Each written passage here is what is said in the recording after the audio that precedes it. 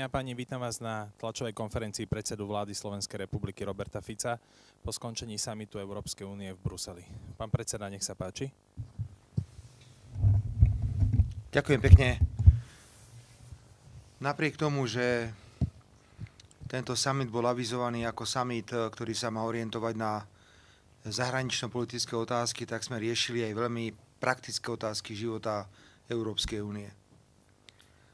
Ak dovolíte, urobím taký rýchly prehľad tém, o ktorých sme rokovali a možno najvýznamnejšie závery, ale potom budete mať možnosť pár otázok postaviť, keby som niečo vynechal. Pokiaľ ide o Ukrajinu, závery neprinesli nič prevratné, boli to všetko veci, o ktorých sme už hovorili dávnejšie, alebo ktoré sa dlhodobejšie pripravovali. Beriem na vedomie najnovšie informácie z boiska, ktoré sa týkajú dnešného dňa. O to viac chcem potvrdiť, že veľmi intenzívne pracujeme na spoločnom rokovaní vlády Slovenskej republiky a ukrajinskej vlády. Máme už stanovený nejaký pracovný termín v Michalovciach a ja verím, že preukážeme všetkým, že sme schopní pomáhať, ako sme slúbili, mimo vojenské oblasti a pôjde o projekty, ktoré budú pre praktický život Ukrajincov veľmi dôležité, či už sú to projekty spojené s cestovaním alebo s dodávkou elektriny, prípadne s prekračovaním hraníc medzi Slovenskom a Ukrajinou. Tá príprava je veľmi intenzívna a my na strane vlády Slovenskej republiky venujeme obrovskú pozornosť. Ako som už povedal, táto vláda by mala byť 11. apríla v Michalovciach. Zatiaľ nenaznačuje nič, že by táto vláda mala mať rovnaký osud, ako dopadla spoločná československá vláda, preto budeme pokračovať do posledného momentu a budeme sa riadne pripravovať. Pri tej Ukrajine možno ste si všimli, že došlo k rozhodnutiu, pokiaľ ide o zmrazenie alebo odňatie výnosov. To sú rôzne úroky, ktoré sa získavajú z rôznych ruských podielov finančných. Tieto peniaze sa majú použiť ako doplnok k plánu, na ktorý sme schválili 5 miliárd v minulosti. Toto je ďalších asi 3 miliardy eur, čo je dohromady 8 miliárd.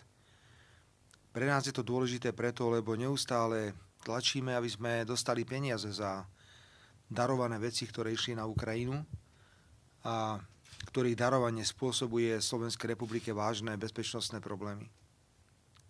Je to otázka S-300, otázka obrovského množstva munície, o lietadlách MiG-29 ani netreba hovoriť. Pokiaľ sa bavíme o ochrane vzdušného priestoru Slovenskej republiky, mal som bilaterálne stretnutie s talianskou premiérkou, ktorá v podstate potvrdila, že Taliansko sťahuje z územia Slovenska systém protizdušnej obrany, pretože ho potrebuje na svoje priority, ktoré má momentálne na území Talianska, ale rovnako otvorene povedala, že budeme hľadať všetky riešenia, aby sa tento systém mohol okamžite vrátiť na územie Slovenskej republiky, za čo som veľmi povďačný, pretože my nie sme schopní stav, do ktorého Slovensko dostal Naď a podobný grázly, vyriešiť bez spojencov. To jednoducho nejde. Na sklade nenájdete nejaký systém protizdušnej obrany, ktorý by vám niekto predal iba tak. Naviac týchto systémov je málo, preto len v súčinnosti so spojencami môžeme nájsť riešenie, ktoré považujem za katastrofálne. Ja tu nechcem nikoho plašiť, ale prosím, máme 2 atomové elektrárne, ktoré budú bez akýkoľvek ochrany. Toto je výsledok grázlov, ktorí tu vládli roku 20 až 23.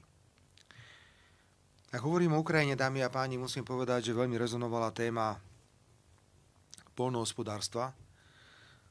Poľnohospodárstvo bola samostatná téma, ale nebolo možné sa nedotknúť témy rôznych dovozov poľnohospodárskych produktov z Ukrajiny do Európy, ktoré spôsobujú také veľké ťažkosti farmárom, predovšetkým v susedných štátoch, ktoré susedia s Ukrajinou. Veľa o tom hovoril predovšetkým Donald Tusk, pretože trh poľský je obrovský a aj ten priesak výrobkov z Ukrajiny je obrovský a spôsobuje to poľským farmárom obrovské ťažkosti. Preto mi dovolte, aby som to teraz spojil s tým poľnohospodárstvom. Poľnohospodárstvo sa dostalo na stôl Európskej rady preto, lebo zatlačili farmári. Keby možno nehoreli ohne a sa nerobili také intenzívne demonštrácie po celej Európe, tak možno táto téma nie je predmetom najvyššej úrovne premiérov a hlav štátov. Dobré je, že Európska komisia si uvedomuje, že musíme výrazne znižovať administratívnu náročnosť a súčasne musíme farmárom viac pomáhať, často v nerovnom súboji s firmami, ktoré spracovávajú výrobu týchto farmárov a obchodnými reťazcami. Som rád, že dnes predsednička Európskej komisie bola veľmi konkrétna, pretože bol prijatý celý zoznam rôznych opatrení, aby som uviedol také dve dôležité, ktoré sa výrazne dnes počiarkovali, a to je, že ak má farmár menej ako 10 hektárov, tak v takomto prípade nemusí robiť žiadne administratívne úkony, ktoré sa týkajú toho úhoru a toho nakladania s pôdou. Nechcem vás teraz nejako zaťažovať. Je fakt, že 60% farmárov v rámci Európskej únie má výmeru plochy menšiu ako 10 hektárov. Týka sa to na jednej strane obrovského počtu farmárov, ale na druhej strane títo farmári kontrolujú možno iba 10 alebo 15% všetkej poľnohospodárskej pôdy, takže keby aj pri tom odburávaní administratívnej záťaže nám vypadla nejaká kontrola, tak sa nemôže nič také strašné stať v poľnohospodárstve. Výrazne sa posilňujú vyjednávacie právomoci farmárov vo vzťahu k spracovateľským podnikom, k obchodným reťazcom.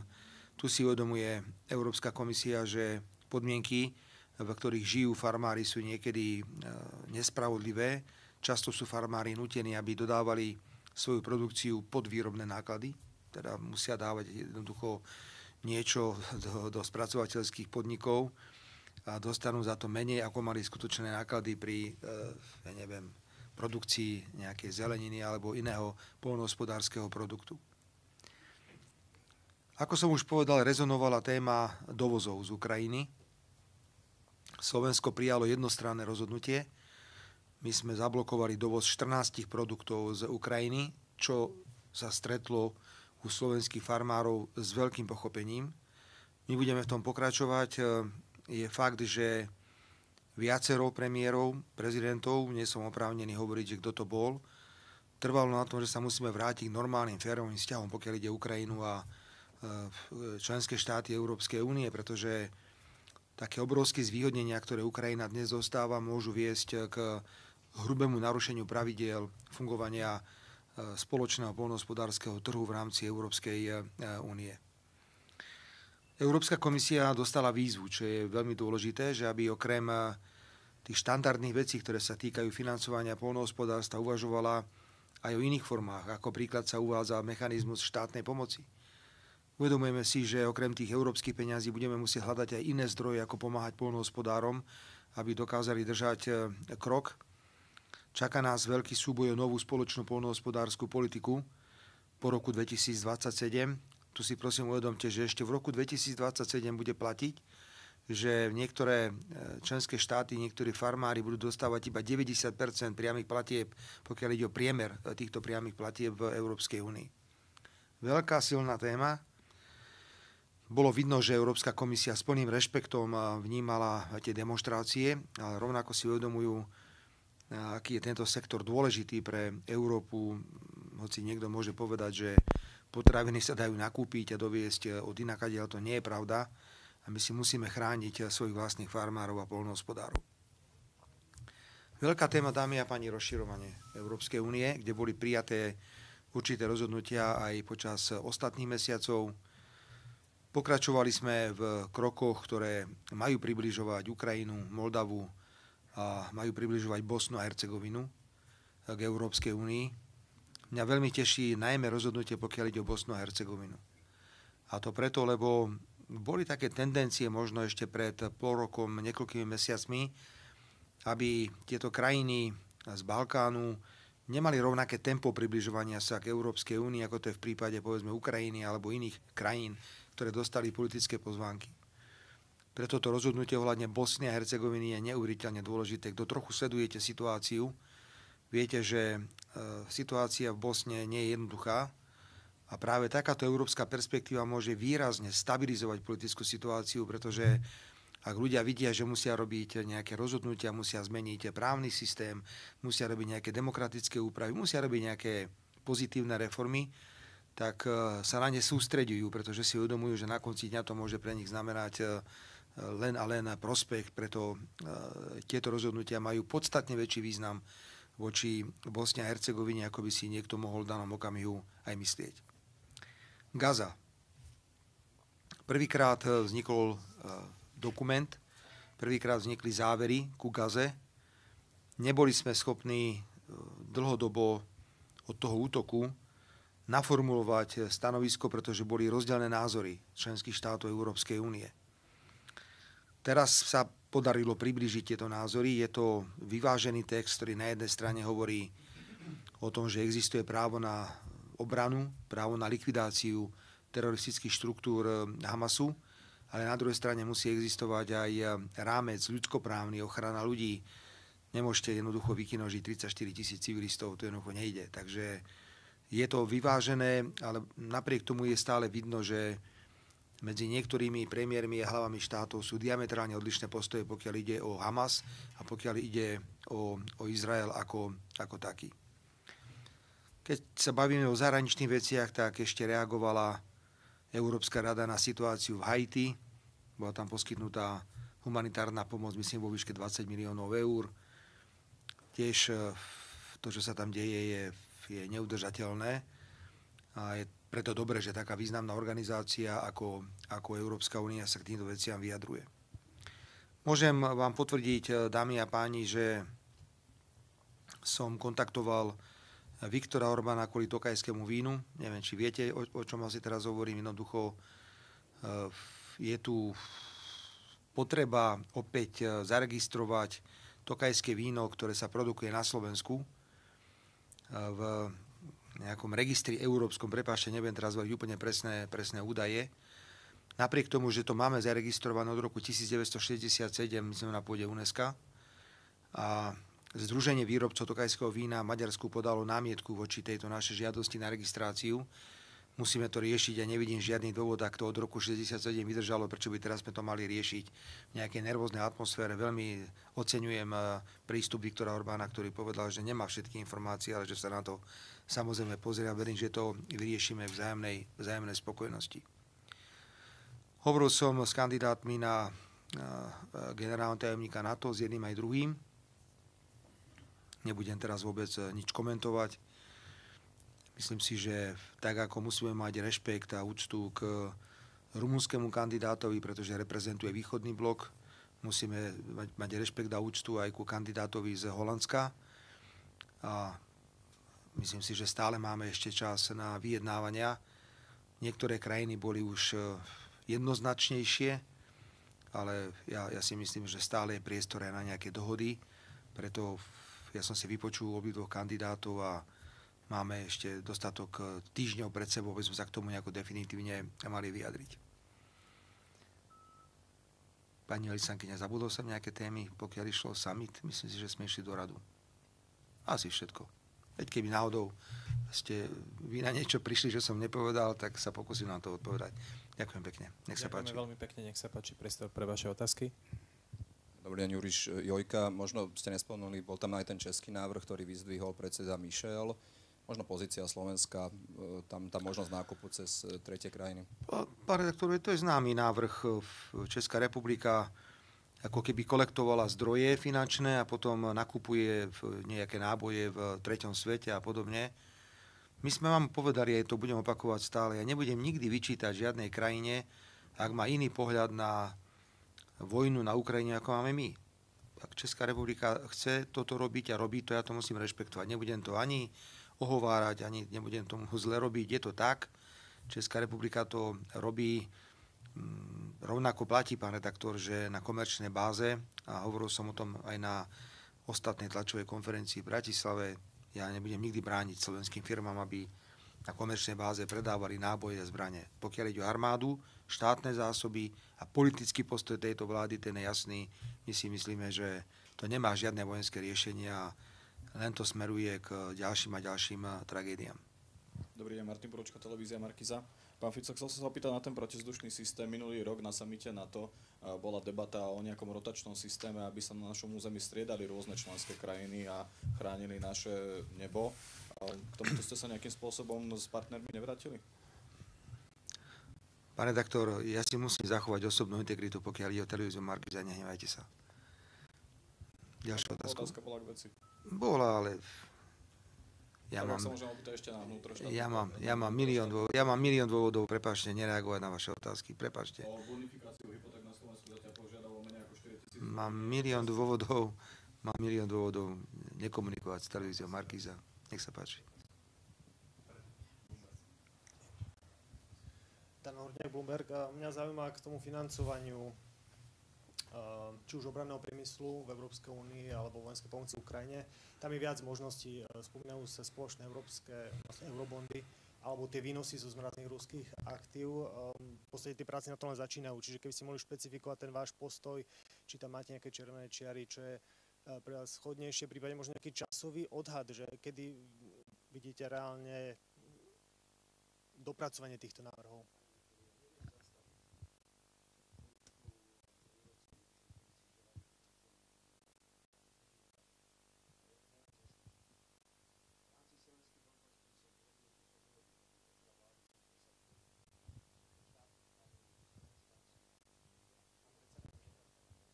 Že zo štátnych skladov tam nič nepôjde a že my nepodporujeme vojenské riešenia. Áno, máte pravdu, že sa znovu kolektujú peniaze, lebo prevláda nejaká predstava, že Ukrajina musí byť silnejšia, keď bude rokovať o miery. No, Ukrajina bude mať hlavne menej ľudí, keď bude rokovať o miery, pretože sa naozaj vytlčú. Prepáčte za tieto expresívne výrazy. Ja tejto politike nerozumiem, ale nebudem nikdy vyčítať ktorémukoľvek predsedovi vlády alebo prezidentovi iného štátu, že má na vojnu iný názor. Nás zaujíma, pán redaktor, keď sa pýtate na tie výnosy, to sú tie 3 miliardy, tak samozrejme, že chcem, aby nám dali peniaze. Veď ja už sa ani neodvážim povedať, že máme nejakú armádu. Transportéry, zbranie, munícia, lietadla, všetko je preč. Všetko je preč. A teraz hľadáme riešenia, ako to ponahrádzať. Viete, že bude nejaká prvá dodávka lietadiel F-16 v nejakom krátkom čase, ale ešte stále to bude trvať, pretože doteraz vzdušný priestor nám garantujú Češi, Poliaci a Maďari. Za túto spoluprácu im ďakujem, ale nie je to práve najsuverénnejšie, keď sa musíme obracať na susedov, aby nám chránili vlastný priestor. Čiže ja to vnímam a pokúsim sa urobiť všetko preto, aby z týchto zdrojov bola časť peňazí vrátená aj Slovensku, aby sme aspoň pár 100 miliónov eur dostali, ktoré by sme potom vedeli použiť na modernizáciu v armáde toho, čo potrebujeme reálne. Martin Hilek, RTVS. Pán premiér, Európska komisia v súvislosti s pomocou pre poľnohospodárov navrhla zavedenie cieľ na bieloruské a ruské poľnohospodárske produkty, obilniny. Aký je slovenský postoj? My nevieme zasahovať do činnosti Európskej komisie, to je suverénne rozhodnutie Európskej komisie, ale teda, ak mám správnu informáciu, to nás nejako netrápi, pretože my máme vysoko, podľa mňa, aktívne saldo, pokiaľ ide o tieto vzťahy a to nie sú žiadne objemy, ktoré by ohrozovali slovenských poľnohospodárov. Čiže ak sa rozhodla Európska komisia tento krok urobiť, tak mala asi nejaké silné argumenty od iných štátov, ale my by sme takýto argument nedávali, lebo tie dovozy nepredstavujú u nás žiadny veľký objem. Ale komisia rozhodla, s komisiou nemáme nič, to je komisia. Jaromír Novák, TASR. Pán premiér, by som sa vrátil k tomu, čo sa točil s pánom Orbánom. Hovorili ste o tých migoch a že čakáme peniaze. Vieme dobre, že tú 5. tranžu zdržiava Maďarsko, kde čakáme výplatu, proste aj za tie migy, ktoré sme to dali. Keď ste s tým Orbánom hovorili, nebolo teda, aby prestal zdržiavať tú platbu, lebo čím dlhšie zdržiava, tým sa viac krajín hlási o tie peniaze a tá marža sa zmenšuje na viac krajín a tým pádom my menej dostaneme. Čiže či nám trošku na sa neubližuje? Ja som o tomto nehovoril s pánom Orbánom na túto tému, pretože to rozhodnutie o tých 3 miliardách padlo len teraz, takže nie, toto nebolo predmetom rozhovorov zatiaľ. Ale bude, ako určite, ak budeme cítiť, že nás niečo poškodzuje, tak sa budeme pýtať, tak ako som to urobil v súvislosti s tým tokajským vínom, ale nemal som v tomto okamihu ešte dostatok informácií, aby som rovno mohol povedať, že poďme to riešiť.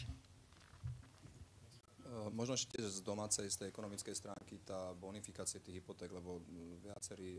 Obráťte sa na ministra financií, neviem. Dobre, Nesledujem to ja. Ďakujem pekne.